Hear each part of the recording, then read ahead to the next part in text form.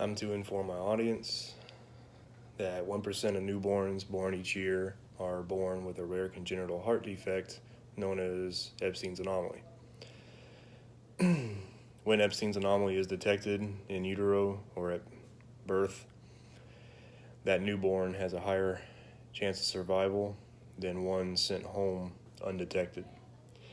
In 2005, my son was that one of 10,000 babies born with this rare congenital heart defect known as Epstein's anomaly of the tricuspid valve. My son was born through emergency C-section at 37 weeks. The nurse immediately rushed him to the NICU because she noticed that his skin was the color of gray. We found out that he had a rare congenital heart defect known as Epstein's anomaly. An ambulance came, took Shane to a nearby hospital 3 hours away, and my wife was released from the hospital a week later. The doctors and surgeons spent weeks trying to figure out what was the best surgical option to help Shane's heart. At 1 month old, he underwent open heart surgery, and after recovery was sent home for the first time. There are various tests doctors can use, which are invasive and non-invasive. Some of those include radiology, pulse oximetry, cardiac catheterization, and Holter monitoring. Treatment options vary greatly on the severity of a patient with Epstein's anomaly. Medication also, which can include a low-dose aspirin for blood thinner and enalapril, which is a heart pressure medication, which my son has taken both.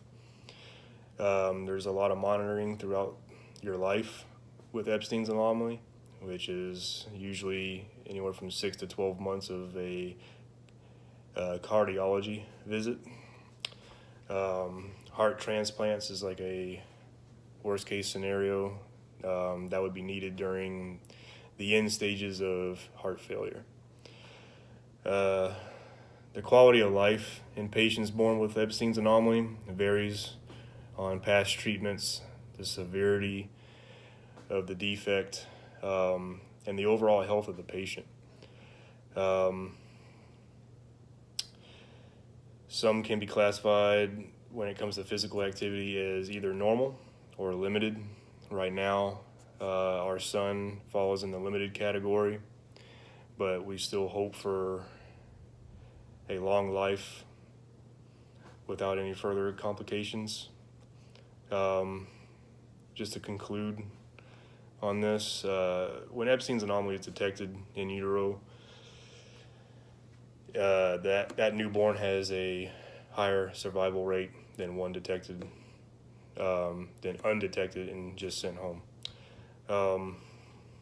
And just to reiterate some of my main points, there are various tests doctors use, which are invasive and non-invasive. Treatment options vary greatly on the severity of the patient with Epstein's anomaly, and the quality of life in patients born with Epstein's can vary tremendously due to past treatments, the severity of the defect, and just the overall health of that patient.